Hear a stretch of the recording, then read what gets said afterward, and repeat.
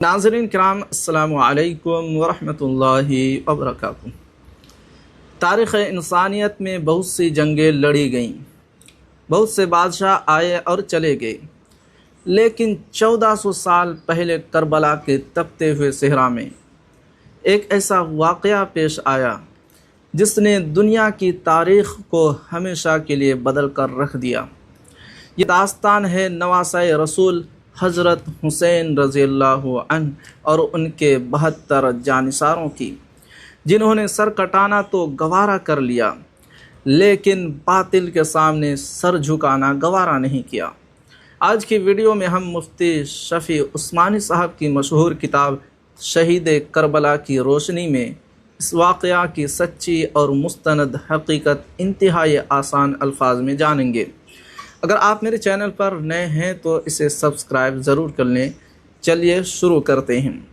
سن 61 ہجری میں جب امیر معاویہ رضی اللہ عنہ کا انتقال ہوا تو ان کے بیٹے یزید نے دمشق میں حکومت سنبھال لی اور مسلمانوں سے اپنے نام پر بیعت یعنی وفاداری کا عہد لینا شروع کی۔ یزید کا کردار اور اس کا حکومت میں آنے کا طریقہ کار اسلامی اصول و خلافت راشدہ کے طریقے کے مطابق نہیں تھا۔ چنانچہ رسول اللہ صلی اللہ علیہ وسلم کے نواسے حضرت حسین رضی اللہ عنہ نے اپنی دینی غیرت اور اصولوں کی بنیاد پر یزید کی بیعت کرنے سے صاف انکار کر دیا۔ آپ کا ماننا تھا کہ اگر انہوں نے یزید جیسے شخص کو خلیفہ تسلیم کر لیا تو دین کی شکل بدل جائے گی اور بادشاہت کو جواز مل جائے گا۔ بیعت سے انکار کے بعد حضرت حسین رضی اللہ عنہ مدینہ منورہ سے مکہ مکرمہ تشریف لے گئے۔ جب عراق کے شہر کوفہ کے لوگوں کو معلوم ہوا کہ حضرت حسین نے یزید کی بیعت نہیں کی اور وہ مکہ آ گئے ہیں تو انہوں نے آپ کو سینکڑوں خطوط بھیجے۔ خطوط میں انہوں نے لکھا، ہمارا کوئی مخلص قائد اور امام نہیں ہے، آپ کوفہ تشریف لائیں، ہم سب یزید کو چھوڑ کر آپ کے ہاتھ پر بیعت کریں گے اور آپ کی قیادت میں دین اسلام پر چلیں گے۔ حضرت حسین رضی اللہ عنہ نے کوفہ والوں کے اصرار پر یکدم کوئی فیصلہ نہیں کیا، بلکہ اپنے چچا زاد بھائی حضرت مسلم بن عقیل رضی اللہ عنہ کو حالات کا جائزہ لینے کے لیے کوفہ بھیجا۔ جب مسلم بن عقیل کوفہ پہنچے تو شروع میں حالات بہت اچھے تھے۔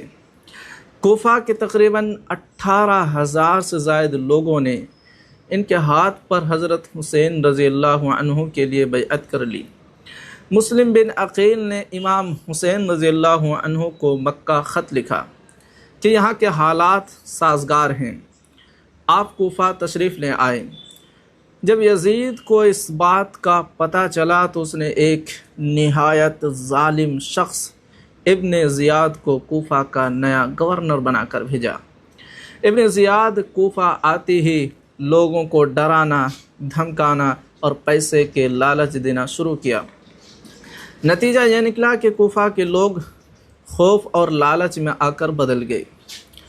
انہوں نے حضرت مسلم بن عقیل کا ساتھ چھوڑ دیا۔ حالات یہ ہو گئے کہ مغرب کی نماز کے بعد حضرت مسلم بن عقیل کوفہ کی گلیوں میں بالکل اکیلے رہ گئے اور ان کے پاس سر چھپانے کی جگہ بھی نہ تھی۔ آپ نے طوع نامی ایک نیک خاتون کے گھر رات گزاری، لیکن اس کے بیٹے نے انعام کے لالچ میں مخبری کر دی۔ اگلے دن ابن زیاد کے فوجیوں نے گھر کو گھیر لیا۔ حضرت مسلم بن عقیل نے اکیلے ہی بہادری سے دشمنوں کا مقابلہ کیا۔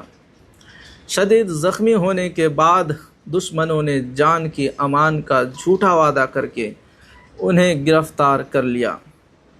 جب انہیں ابن زیاد کے سامنے پیش کیا گیا تو انہوں نے دلیری سے بات کی اور فرمایا کہ میں اپنی جان کے لیے نہیں بلکہ حضرت حسین رضی اللہ عنہ اور ان کے اہل و عیال کے لیے رو رہا ہوں جو میرے خط پر کوفہ آ رہے ہیں۔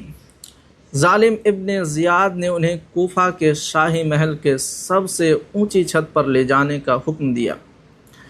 مسلم بن عقیل اوپر لے جائے گئے۔ وہ تسبیح و استغفار پڑھتے ہوئے اوپر پہنچے، جس کے بعد جلاد نے ان کا سر قلم کر کے ان کے جسم مبارک کو چھت سے نیچے پھینک دیا۔ یہ کربلا کے سلسلے کی پہلی شہادت تھی۔ ادھر مکہ میں حضرت مسلم بن عقیل کا مثبت خط ملنے کے بعد حضرت حسین رضی اللہ عنہ اپنے اہل خانہ اور چند ساتھیوں کے ساتھ کوفہ کے لیے روانہ ہو چکے تھے۔ روانگی کے وقت مدینہ اور مکہ کے بڑے صحابہ اور بزرگوں جیسے حضرت عبداللہ بن عباس اور حضرت عبداللہ بن عمر رضی اللہ عنہ نے حضرت حسین رضی اللہ عنہ کو بہت روکا۔ انہوں نے یاد دلایا کہ کوفہ کے لوگ تاریخ میں ہمیشہ بے وفا ثابت ہوئے ہیں، وہ وقت آنے پر دھوکہ دے دیں گے۔ لیکن چونکہ حضرت حسین رضی اللہ عنہ سفر شروع کر چکے تھے اور اللہ کی مشیت یہی تھی، اس لیے آپ نے سفر جاری رکھا۔ دوران سفر آپ کو مسلم بن عقیل کی شہادت کی افسوسناک خبر بھی مل گئی۔ 2 محرم 61 ہجری کو حضرت حسین رضی اللہ عنہ کا قافلہ عراق کے ایک خشک میدان میں پہنچا جسے کربلا کہا جاتا ہے۔ یہاں ابن زیاد کے بھیجے ہوئے 4000 سے زائد مسلح لشکر نے آپ کے قافلے کو گھیر لیا۔ حضرت حسین رضی اللہ عنہ چونکہ جنگ نہیں چاہتے تھے اور مسلمانوں کا خون بہانے کے سخت خلاف تھے، اس لیے آپ نے دشمن کے لشکر کے سامنے 3 بہت منصفانہ باتیں رکھی۔ نمبر 1، مجھے واپس مکہ یا مدینہ جانے دیا جائے، میں وہاں جا کر عبادت میں وقت گزاروں گا۔ نمبر 2، اگر یہ منظور نہیں تو مجھے اسلام کے کسی سرحد علاقے میں جانے دو جہاں میں عام مسلمانوں کی طرح جہاد اور زندگی گزاروں گا۔ نمبر 3، یا پھر مجھے براہ راست دمشق میں یزید کے پاس جانے دیا جائے تاکہ میں خود اس سے بات کر لوں۔ لیکن ظالم گورنر ابن زیاد کا حکم تھا کہ جب تک حضرت حسین رضی اللہ عنہ اپنے آپ کو ذلت کے ساتھ ہمارے حوالے نہیں کر دیتے، کوئی شرط تسلیم نہ کی جائے گی۔ حضرت حسین رضی اللہ عنہ نے فرمایا کہ ہم ذلت کی زندگی پر عزت کی موت کو ترجیح دیتے ہیں، اور انہوں نے باطل کے سامنے سر جھکانے سے انکار کر دیا۔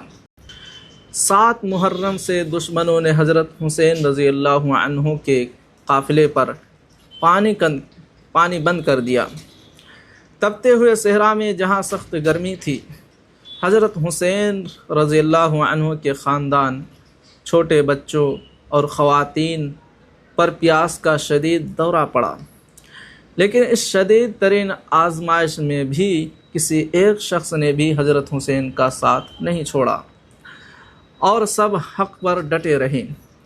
10 محرم الحرام کو کربلا کی تپتی ریت پر یہ تاریخی معرکہ شروع ہوا۔ ایک طرف یزیدی حکومت کا ہزاروں کا لشکر تھا اور دوسری طرف حضرت حسین رضی اللہ عنہ کے صرف 72 جانثار تھے۔ جنگ شروع ہوئی تو حضرت حسین رضی اللہ عنہ کے ساتھیوں نے بہادری کی انتہا کر دی۔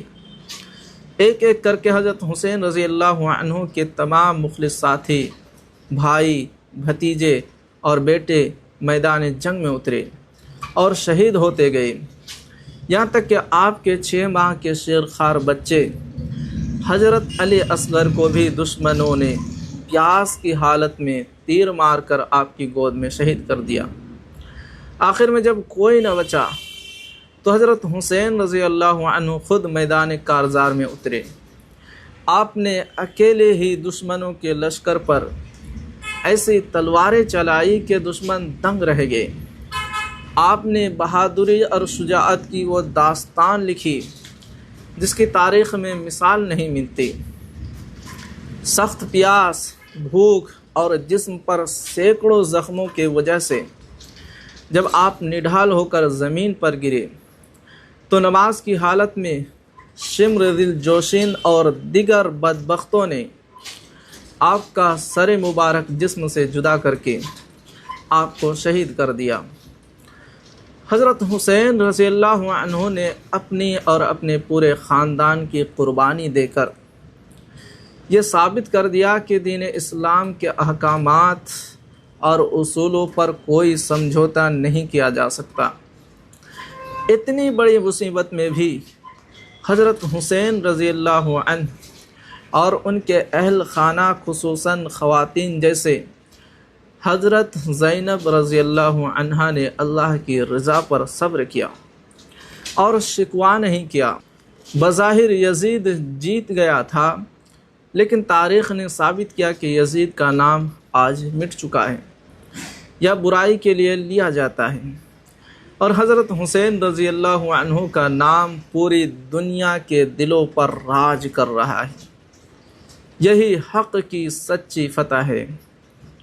کربلا ہمیں سکھاتی ہے کہ باطل کتنا ہی بڑا کیوں نہ ہو، اس کے سامنے جھکنا نہیں چاہیے۔ اگر آپ کو حضرت حسین رضی اللہ